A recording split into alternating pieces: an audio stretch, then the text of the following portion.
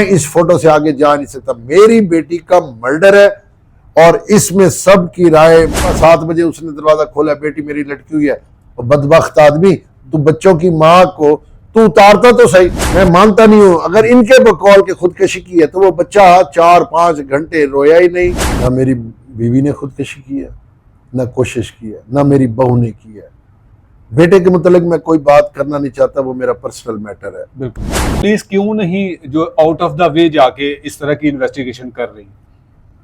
मैं आपको बताऊं, पहले दिन से पुलिस को इतना प्रेशराइज कर दिया गया था कि पुलिस चाहती थी किसी तरह जल्दी ये कफन दफन हो, जान छूटे।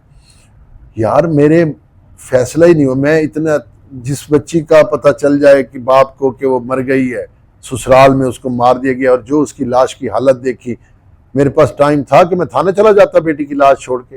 मैं पुलिस वालों के पास जाता, और पुलिस वाले तो सारे यहाँ आए हुए थे। पुलिस वाले मुझे हल्फियन कहें, मैं कलमा भर के कहता हूँ, कोई एक अफसर तो मुझे कहे कि मैंने पुलिस वालों को कहा कि मुलजिम छोड़ दें, और मुझे तो पता ही नहीं है किसने किसको पकड़ा है, किसने नहीं पकड़ा, किसने नहीं। वो तो मुझे, जब मैं उसके बाद मैंने देखा, फिर मैंने पूछा, फिर मुझे बाहर से, मेरे भी आखिर सोर्स हैं, मैं भी दुनियादार आदमी हूँ। फिर जब एक खानदान का नाम आया, गिलानी खानदान का, और फिर उन्होंने माना है, मीडिया पे आके माना है। बिल्कुल। फिर मैंने कल भी कोई तस्वीरें शेयर की हैं, उनके घर बैठे हैं उनके। अच्छा, एक ही मौकफ है जो वकील ने इनको लिख के दिया है। मुझे वजह अनाद भी समझ नहीं आई, और मुझे वो फोटो क्राइम सीन भी समझ नहीं आया। मैं इस फोटो से आगे जा नहीं सकता। मेरी बेटी का मर्डर है और इसमें सबकी राय मुश्तरका राय थी, सबको पता था वो मर चुकी है, फिर उसका क्राइम सीन बनाया गया। यार अगर सुबह 7 बजे उसने दरवाजा खोला, बेटी मेरी लटकी हुई है, और बदबख्त आदमी, तू बच्चों की माँ को तू उतारता तो सही। तू ये तो बता, दूसरा बच्चा कहाँ था जो 1.5 साल का था?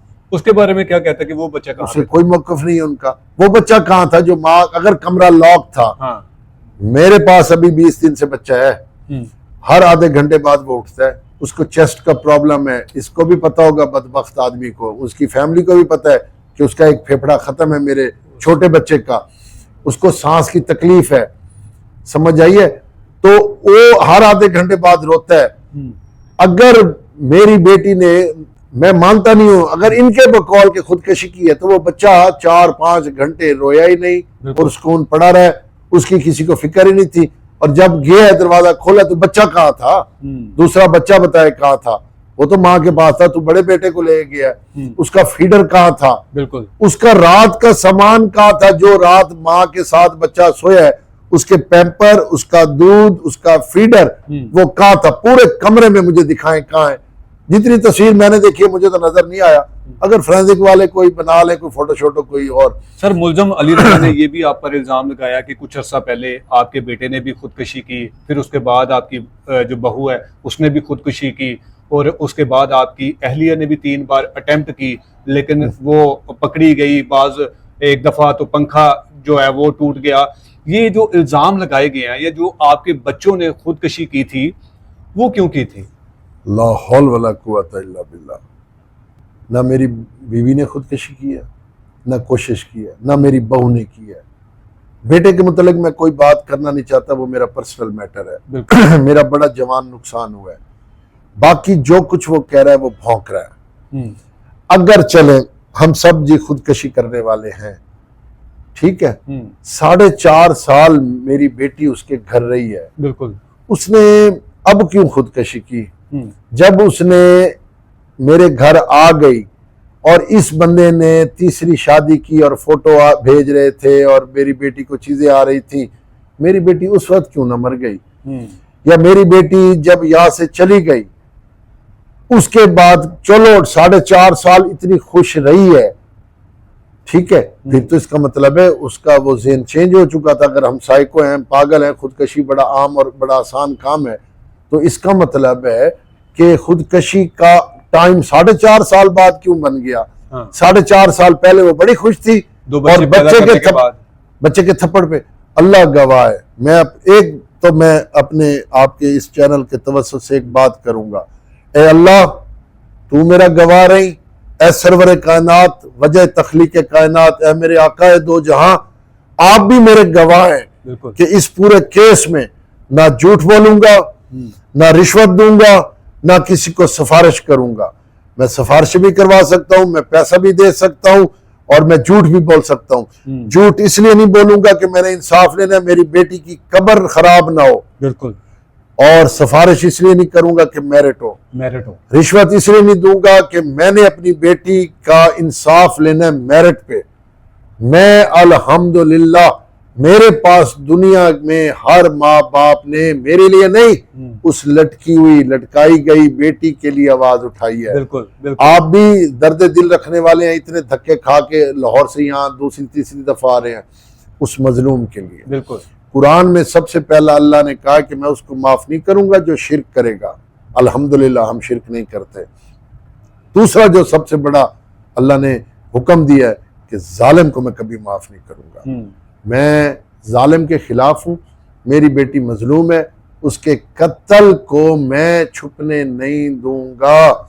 ये फोटो मेरे पास सबसे बड़ा मुंह बोलता सबूत है। जहां मर्जी आप इसको रोड पे खड़े होकर फोटो किसी को भी दिखाएं, वो नहीं मानेगा। शाह जी, आपने कहा कि अच्छा, फिर आपने कहा जी इनकी हिस्ट्री ऐसी है। एक तो ये झूठ है। हाँ। और अगर हमारी हिस्ट्री ऐसी है तो इसका मतलब है ससुराल में बहू की खुदकशी कत्ल से भी बड़ा जुर्म है। बिल्कुल। अगर वो साइको थी, वो इस तरह की थी, तो भाई तो अपनी जान छुड़वाता, कहता जा। बिल्कुल। अच्छा, अगर वो साइको थी, उसके बाद नौकर नुकरानी तो थे नहीं, वो बच्चे तो खुद पाल रही थी। 2 बच्चों को 20 साल की लड़की जो संभाल रही है, जो अपना माँ अपना दूध पिलाती है, सारा कुछ मैनेज करती है, सौतन भी बर्दाश्त कर रही है। भाई की शादी पे भी नहीं आने दिया, माँ बाप से राब्ता भी नहीं हुआ। मैं उम्रे से आया हूं तो नहीं मिलने आई। मेरी बीवी और मैं बड़े शदीद बीमार हुए तो नहीं मिलने आई। मेरे बेटे की मौत पे वो एक दफा कुलखानी पे और एक दफा जनाजे पे आई। फिर राब्ता नहीं है, फोन नहीं है। यार दुनिया में कोई जितना ही घटिया शक्की आदमी हो ना यार, कम्युनिकेशन माँ बाप से। देखें, एक बात ज़हन में रखना, बेटी का कुल कायनात जो है ना, शादी के बाद उसकी जो सबसे बड़ी सपोर्ट होती है वो माँ होती है, जिससे वो बड़ा बेनियाजी से हर बात कर सकती है। तो माँ और बेटी के दरमियान, और अल्लाह गवाह है, मैंने इससे बड़ी कसम नहीं दे सकता कि मेरी बेटी को बच्चों से इतना प्यार था। लास्ट जो मेरी 15 शबान को मेरी मुलाकात हुई बेटी से, मुझे कहती बाबा कभी तो ठीक हो जाएगा, शराब पीता है, मारता है, जो भी करता है, कभी तो ठीक हो जाएगा, मेरे बच्चे रुल जाएंगे। बाबा आपको मेरा कोई ये ना कहे कि इसकी बेटी बस ही नहीं है। बाबा मैं कोई नहीं, जैसे कैसी है ना, अब मेरे बेटे कभी तो जवान हो जाएंगे। तो मैं उसे कहता था बेटा 3-4 बेटे तेरे होने चाहिए। और फिर वो कहती थी कि बाबा मेरी सौतन की बेटियां हैं और मेरे बेटे हैं, मेरी बेटों को कोई प्यार नहीं करता, बेटियों को प्यार करते हैं। और मुझे इस वजह से मेरी नंद भी मुझसे बुग़्ज़ रखती है कि उसकी बेटी से अब लोग प्यार नहीं करते। मैंने कहा तेरा तो फख्र है बेटे। और वो अपनी औलाद के लिए मैं मान ही नहीं सकता। देखिए मेरी बात सुने, मेरा क्या होगा ज्यादा से ज्यादा नुकसान? बेटी से ज्यादा नुकसान तो नहीं होगा। बेटी तो कब्र में चली गई, ठीक है, मेरे इससे ज्यादा नुकसान नहीं हो सकता। ना दे इंसाफ, खुदा की कसम, अल्लाह गवाह है, मुझे इंसाफ ना देना, पाकिस्तान में हर बंदा उठ बैठेगा। बिल्कुल, हर बंदे ने शोर मचाना है। पहले पाकिस्तान के निजाम पे कोई यकीन नहीं करता, पुलिस पे कोई यकीन नहीं करता, अदालतों पे कोई यकीन नहीं करता। और मेरे इस वाक़े के बाद हर बंदे ने सवालिया निशान बना देना है।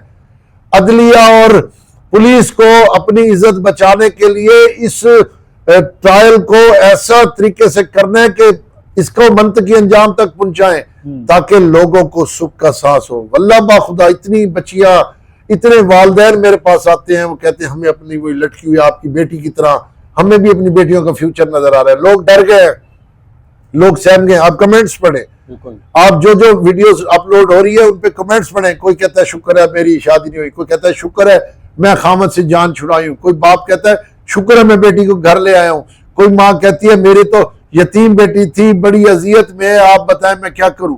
सर ये जुल्म की इंतहा है। मेरे साथ नहीं हमदर्दी किसी की, मैं तो कोई चीज नहीं हूं। मेरी बेटी के साथ जुल्म हुआ है, उस जुल्म के खिलाफ हर माँ बाप और आप जैसे जितने भी चैनल्स वाले हैं, जितने भी साहिब हैसियत हैं, जितने भी साहिब अक्ल हैं, वो इस तस्वीर को देख के मानते ही नहीं है। मैं कहता हूँ अदालतें जो मर्जी कर दे।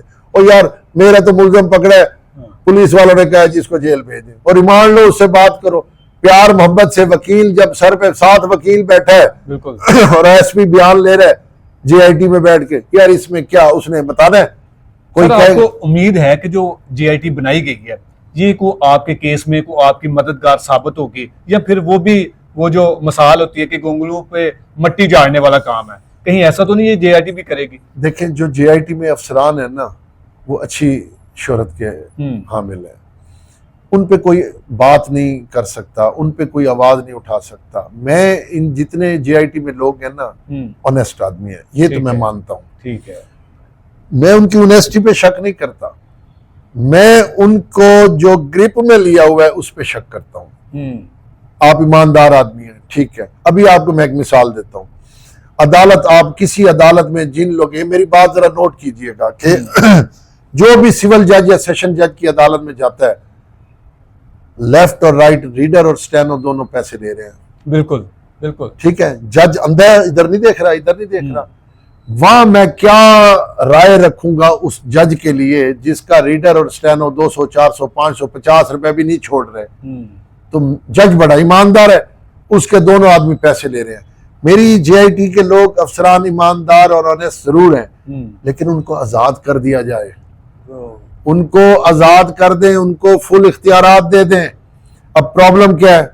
7 वकील जुड़े हुए हैं और वकीलों के मुतालिक आप तो बेहतर जानते हैं कि आप वकील के मुतालिक तो नाउज़ुबिल्लाह कोई बात कर ही नहीं सकते, फिर आपकी चेहरी में मार खाएंगे। कई पुलिस वालों को उन्होंने मारा है। बिल्कुल। तो मेरे केस में इस केस को थोड़ा सा आजाद कर दिया जाए, सियासी तौर पे भी, अफसरान भी थोड़ा सा इन पे रहम करें और मेरी बेटी का स्टार्ट फोटो से लें। अगर आपसे मैं पूछूंगा, आपने जो कह दे रहे आप सच्चे हैं, मुझसे पूछेंगे मैं सच्चा हूं। जब तक रिमांड नहीं होगा, जब तक वो फिजिकल रिमांड पे नहीं होंगे, उनकी तबीयत नहीं बनाई जाएगी, उन्होंने सच नहीं उगलना। 21-22 दिन तो वो प्रेस कॉन्फ्रेंस हो रही है। यार आज तक मुझे एक बात बताएं, बंदा 302 का मुलजिम है, 26 तारीख को पेशी पे नहीं आया, क्यों जी? वो फलां छोटे केस में, निकाह वाले केस में जी जेल में है, तो उसकी जमानत उड़ाओ। यानी कि पाकिस्तान में एक नई रिवायत आप कायम कर रहे हैं अदलिया वाले कि अगर आपने एक बड़ा जुर्म किया है तो आप छोटे जुर्म में जेल चले जाए, बड़े जुर्म में फिर आपको कोई भी आपकी जमानत नहीं खारिज करेगा, आपको कोई कुछ नहीं कहेगा। वाह जी वाह। सर, मुल्जमान की जो जमानत 302 में जो उन्होंने अबूरी जो एक आर्जी रिलीफ होता है उसको खत्म कराने के लिए आपकी लीगल टीम की क्या एफर्ट्स हैं, और वो समझते हैं कि जी आइंदा जो तारीख है उस पर मुल्जमान की जमानत को खारिज करवा के इनको जो है वो पुलिस गिरफ्तार करेगी? देखें, कानून तो मुझे यही बताता है कि 302 है या दूसरा मेरा जो मुकदमा है उसमें इनकी बेल खारिज होनी चाहिए। पुलिस को रिमांड पे अदालत, ये सारे के सारे मुल्जमान, एक में 5 और एक में 6 हैं, ये रिमांड पे आए, इनके फिजिकल रिमांड में इनकी तफ्तीश की जाए और तब जाके बात खुलेगी। इसके अलावा आपके पास कोई राय नहीं है। और जब आप जेआईटी में उनको बुला के उनकी स्टेटमेंट ले लेंगे तो फिर तो बात ही खत्म। उन्होंने कभी कहना है कि हमने किया? बिल्कुल, कभी भी नहीं कहना। तो मैं कहता हूं कि मेरे इस मामले में अदलिया थोड़ा सा, मेरे ख्याल जज आखिर यार सोशल मीडिया तो देखते होंगे, वो उनके बच्चे तो देखते होंगे, उनकी बीवियां तो देखती होंगी। और जो जज साहबान है शायद या तो उनकी औलाद नहीं है, और यार जितना साहिब औलाद है, मेरे फोटो बेटी के देख के रोए हैं लोग। तो जज साहबान, अगर रात को 2 बजे अदालत खुल सकती है, इतवार वाले दिन अदालत खुल सकती है, सो मोटो नोटिस लिया जा सकता है, अज खुद नोटिस लिया जा सकता है, तो पाकिस्तान में कोई तो जज साहब दिल खातून चीफ है हमारी अपना, उसने भी कोई नोटिस नहीं लिया। यार मैं कहता हूँ खवातीन ने भी नोटिस, जो अफसरान और अदलिया में खवातीन बैठी हैं, उन्होंने ह्यूमन राइट्स वालों ने भी कोई नोटिस नहीं लिया। तो अगर देखें, जर्मनी में जब सवाल आया था ना, तो उन्होंने कहा था हमारा जर्मनी उठेगा क्योंकि इंसाफ हमारा एक्यूरेट, हमारा इंसाफ सही है।